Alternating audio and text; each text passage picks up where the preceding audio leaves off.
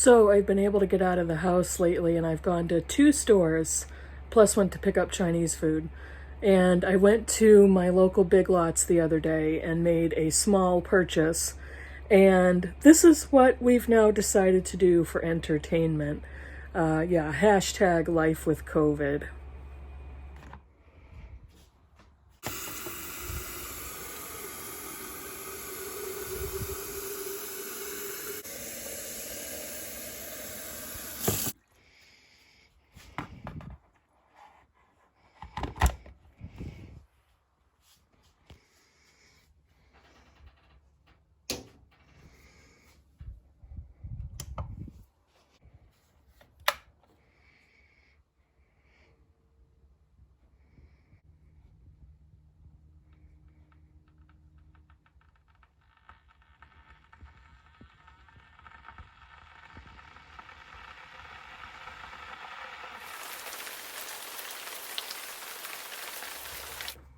Hey Booktube, it's Kim at middle of the book march. Today's video is a TBR, which I rarely do, but I thought I'm gonna do this one because I wanna stay organized for November. This is my TBR for Nonfiction November. And Nonfiction November was created and maintained by Olive at A Book Olive, and I'm going to link her channel and also her Nonfiction November announcement for 2021. And I do read nonfiction, but the majority of books I read are novels. That's my first love. But I do like nonfiction, and I wanted to pick more than I would typically read in a month. So I wanted to show you some books. Now, I'm trying to be realistic as to how many books I can read in November. I have 4.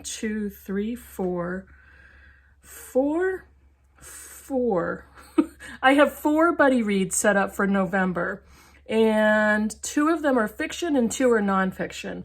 And I have 4 other books that I'm going to show you, 1 of which is fiction, and 3 are nonfiction. So I have 5 nonfiction and 3 fiction collected for November. That's 8 books. I may be able to read more than 8 books, but I'm not gonna put any pressure on myself to do it. So these are the books that I will for sure be reading, unless of course I can't stand them, and then I will DNF them. So let me show you what they are. I'll show you my buddy reads first. I'll show you the 2 novels. This is a book I have held on to forever and have wanted to read, and I'm going to be reading this with Sonia from Enthusiastic Reader, and this is Marilynne Robinson's Gilead.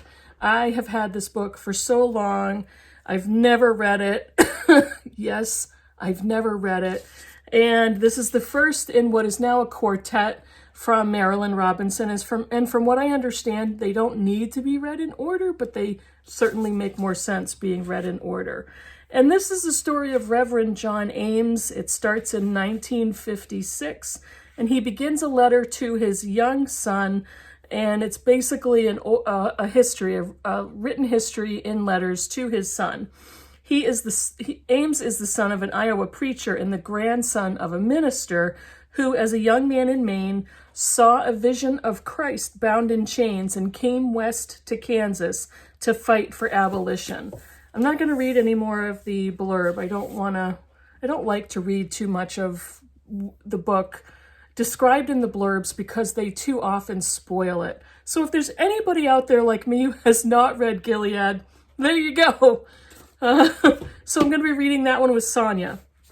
I will be reading this next novel with Britta Bowler from Britta Bowler, and we are going to be reading Helen of Troy by Margaret George. Margaret George is a historical fiction writer, and she's written several books based on historical figures. I think there's one on Henry VIII.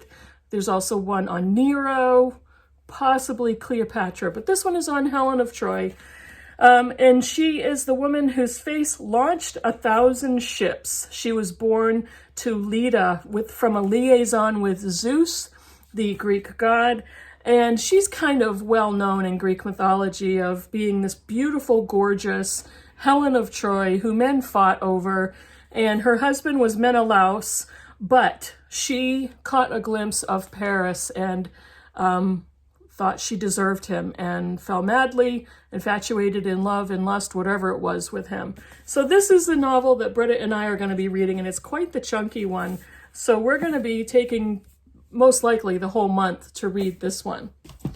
And the next two that I have for buddy reads are nonfictions. The first one, this is one that I'm pretty sure we're going to be able to read in a weekend, if not, over the course of a day. This is The Reason I Jump by Naoki Higashida, introduced by David Mitchell and translated by David Mitchell's wife, K.A. Yoshida.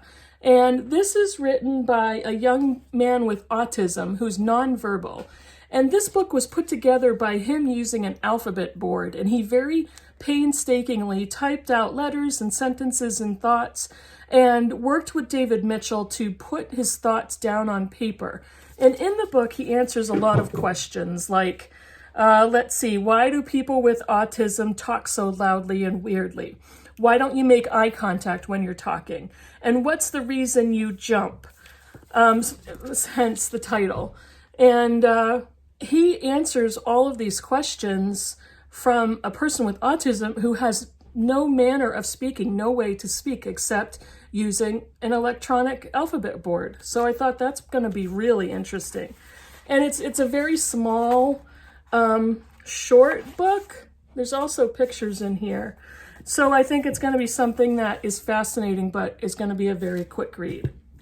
And the last buddy read is, again, more nonfiction. And this I'm going to be reading with Heidi as long as we are still committed to that.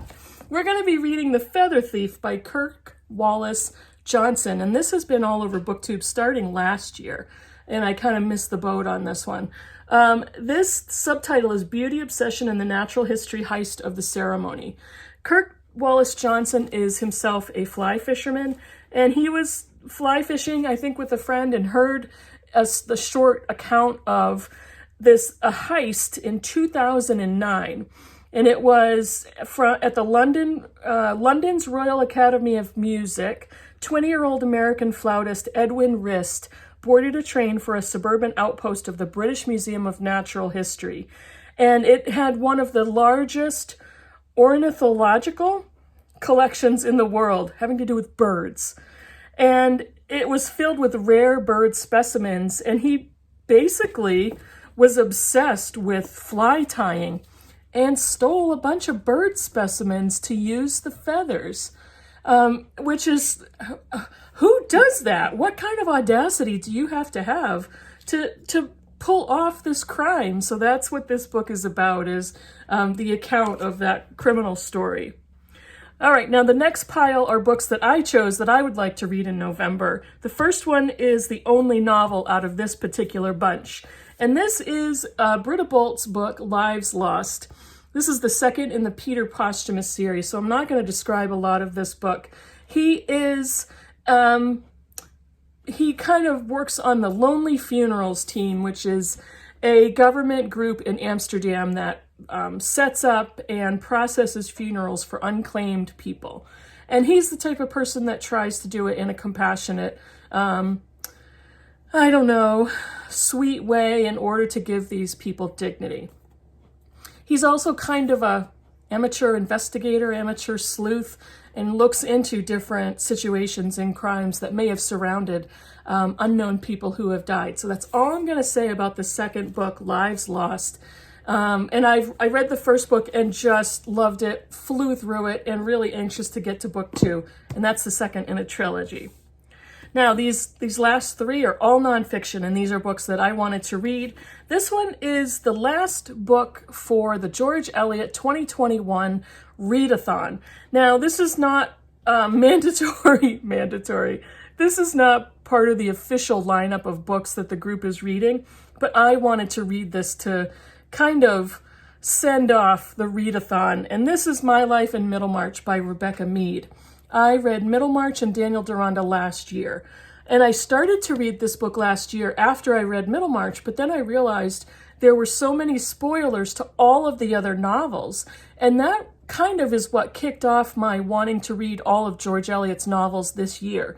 So I put this aside, and now that I'm almost done reading George Eliot's novels, I'm reading Felix Holt right now, which is the last one I need to read. I'll be reading this book in November, and this is the story of Rebecca Mead's passion and love for Middlemarch.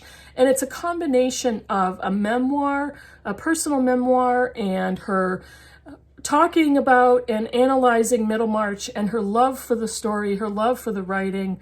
And I'm really looking forward to this. I really enjoyed it as I started reading it last year, but just had to put it aside. I didn't want to spoil anything for myself. Now this one, why am I so high and squeaky? I originally saw this book on Olive's channel, probably last year sometime, and I was fascinated. This is The Butchering Art by Lindsay Fitzharris.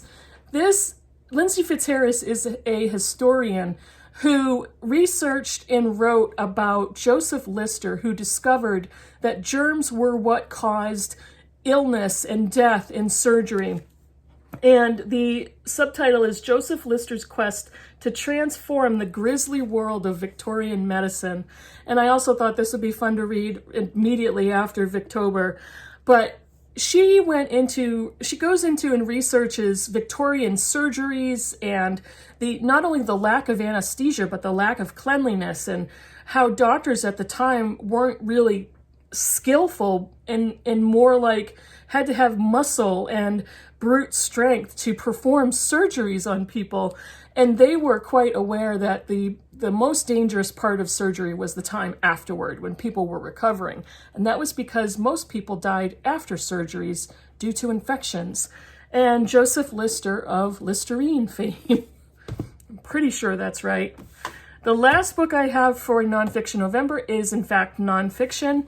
And this is a book that I originally saw, I believe, on Sean's channel, Sean the Book Maniac. This is Blanket Toss Under Midnight Sun by Paul Sisakwasis. And the subtitle of this one is Portraits of Everyday Life in 8 Indigenous Communities. This is gorgeous because it's filled with photographs. And what it basically is in 2015, Sisakwasis is a writer and a journalist. And he was kind of struggling with the findings about the Canada's residential schools, the Canada's Truth and Reconciliation Commission report on the residential school system. And his mother, I believe, was also a survivor of Canada's residential schools for Indigenous people. And he went through and he researched and looked up pictures and documentation of Indigenous realities and Indigenous people's lives from 1920s through the 1970s. And he put the pictures together in this book along with pages of text to describe what the typical reader would be looking at. So here's some examples of just some gorgeous photographic documentation of the lives of Indigenous peoples. And it's a combination of, let me see, I read this here. It's not going to come to me now. Metis and Inuit communities through the 20s and through the 1920s to the 1970s. And the book is just filled with photos and with text documenting their history. And it just is, it's a beautiful book. And I honestly can't wait to get started on this. So that is my 8th book for Nonfiction November. That's it for my TBR. Now, like I said, some of these are quite short and probably will go quickly.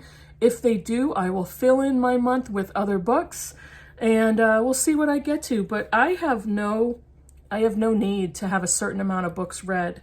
But I have a feeling I'm making up for lost time being sick all of September and almost half of October. So I have almost like an inner drive to see how many, but it just doesn't matter. I don't want to get into that mode of thinking that I need to read more and I need to have a higher quantity. I don't. And I think that I have found some really high quality books to read. and things that I've been looking forward to for a long time. So I'm really happy about my TBR for Nonfiction November.